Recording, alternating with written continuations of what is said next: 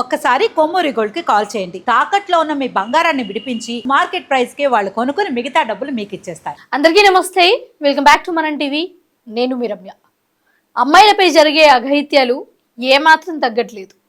ముఖ్యంగా మైనర్స్ మీద జరిగే అత్యాచారాలు ఏవైతే ఉన్నాయో అతి దారుణంగా గణనీయంగా పెరుగుతున్న సంఘటనలు మనసును కొంచెం కుదిచివేస్తుంది. ముఖ్యంగా ఆడపిల్లలు, దాంట్లో మైనర్లు, కనీసం ఇంట్లో నుంచి బయటికి వెళ్తే అఘాయిత్యాలు జరుగుతూ ఉంటాయి అనుకున్న ఈ సందర్భాలలో కనీసం ఇంట్లో నుంచి మన బంధువుల ఇంటికి కూడా వెళ్తే అలాంటి అఘాయిత్యాలే జరుగుతాయి. ఇంకా ఇంట్లో నుంచి అమ్మాయిని బయటికి పంపించకూడదు అన్న రోజులు వస్తాయేమో అని అనిపిస్తుంది.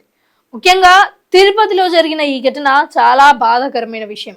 అమ్మాయి వేసవి సెలవుల కోసం వాళ్ళ సొంత బాబాయ్ వాళ్ళ ఇంటికి అంటే వీళ్ళ మమ్మీ వాళ్ళ సొంత చెల్ల వాళ్ళ ఇంటికి వెళ్ళింది. హాలిడేస్ లో అలా సరదాగా ఎంజాయ్ చేద్దామని. అయితే వెళ్ళిన ఈ బాలికను వాళ్ళ బాబాయ్ పదే పదే లైంగికంగా వేధించడానికి ట్రై చేసేవాడు, ఇబ్బంది పెట్టేవాడు.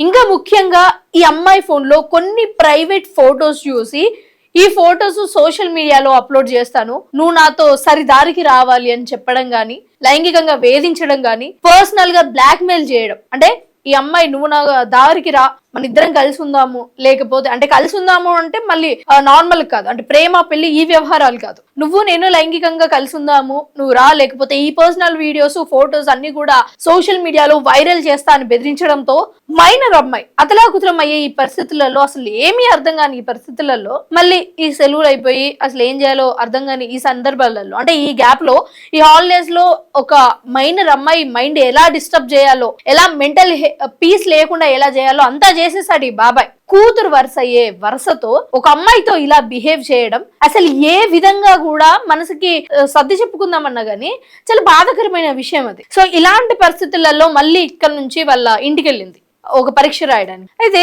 ఇంటికి వచ్చిన కూతుర్ని చూసి తల్లి పదే పదే అసలు ఏమైంది బిడ్డ, ఏంది అని అడిగే ప్రయత్నం చేసినప్పటికీ కూడా కొన్ని రోజులు ఇగ్నోర్ చేసి ఇంకా ఆఖరికి మనసులో ఉన్న బాధ, ఆవేదన ఇవన్నీ తట్టుకోలేక బయట వాళ్ళ అమ్మకి చెప్పింది. అమ్మా ఇట్లా జరిగింది, సొంత బాబాయే ఇట్లా లైంగికంగా ఇబ్బంది పెడుతున్నారు, ఫోటోలు వీడియోలు సోషల్ మీడియాలో పెడతానని బ్లాక్ మెయిల్ చేస్తున్నాడు అని చెప్పడంతో కన్న తల్లికి అసలు ఏం అర్థం కాని పరిస్థితి, అసలు ఏం చేయాలో కూడా దిక్కుదోచిన పరిస్థితులలో పోలీస్ స్టేషన్ కి వెళ్ళి కేసు పెడితే ఇది ఇక్కడ నుంచి తిరుపతికి పంపించారు. ఎందుకంటే ఆ ఘటన అఘాయిత్యం అంతా కూడా తిరుపతిలో జరిగింది కాబట్టి. ఆ తల్లి ఆవేదన అసలు చెప్పడానికి కూడా ఆ అమ్మాయి ఎంత బాధపడుకుంటూ ఏడ్చుకుంటూ చెప్తుందో. అంటే అసలు ఇప్పటికే పోలీస్ కేసు పెట్టి చాలా రోజులైనప్పటికీ కూడా ఎటువంటి స్పందన లేదు, అసలు ఎటువంటి యాక్షన్ లేదు.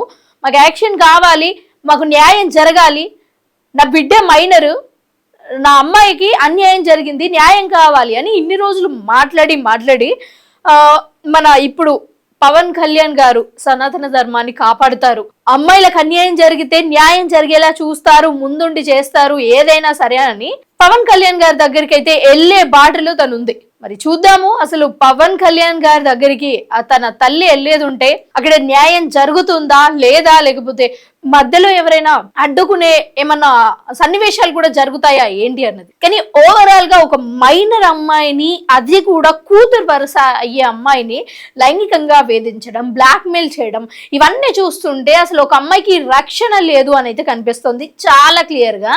అండ్ ఇన్ని సందర్భాలలో అంటే ఈ సందర్భాలన్నీ కూడా చూసి ఆడపిల్ల ఉన్న ప్రతి ఇంట్లో కూడా తల్లి అయినా సరే తండ్రి అయినా సరే బాధపడే సన్నివేశం.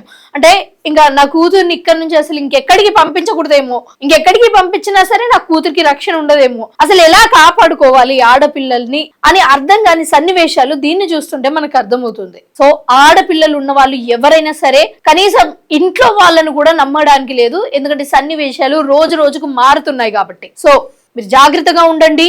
ఆడపిల్లలు ఉన్న వాళ్ళు చాలా జాగ్రత్తలు తీసుకోండి, ముందుకు వెళ్ళండి, అర్థం చేసుకోండి. మీకు అన్యాయం జరిగితే న్యాయం కోసం పోరాడండి, నిలబడండి, న్యాయం జరిగేదాకా అలాగే ఉండండి.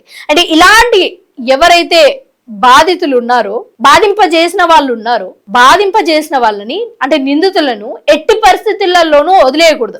అంటే సొంత కూతురు వరుస అయ్యే తనతోనే ఇలా బిహేవ్ చేశాడంటే తన మెంటల్ క్రుయాలిటీ కానీ తన మెంటల్ అంటే తన ఆలోచించే విధానం కానీ అసలు ఎలా ఉంటుంది అన్నది మనం అర్థం చేసుకోవచ్చు. ముఖ్యంగా వాళ్ళ ఇంట్లో ఉన్న వాళ్ళ వైఫ్ కావచ్చు, అంటే ఈ బాధితురాలి వల్ల తల్లి వల్ల చెల్లి కావచ్చు. మీరందరూ కూడా అర్థం చేసుకోండి తన మెంటల్ పర్సనాలిటీ ఎలా ఉంది, తనతో అసలు ఉండొచ్చా ఉండకూడదా. ఒక కూతురు వరుస అయ్యే వ్యక్తితోనే లైంగికంగా వేధింపులు బ్లాక్ మెయిలింగ్ చేశాడు అంటే రేపు పొద్దున మీకు సొంత కూతురు పుట్టినా సరే అలాంటి వాటికి దాడికి పాల్పడే అవకాశాలు తక్కువగా ఉన్నప్పటికీ కూడా మోస్ట్లీ చెయ్యొచ్చు. సో చూడండి, ఆలోచించండి. ఇలాంటి అన్యాయం జరిగినప్పుడు ముందటుండి నిలబడండి, న్యాయం కోసం పోరాడండి.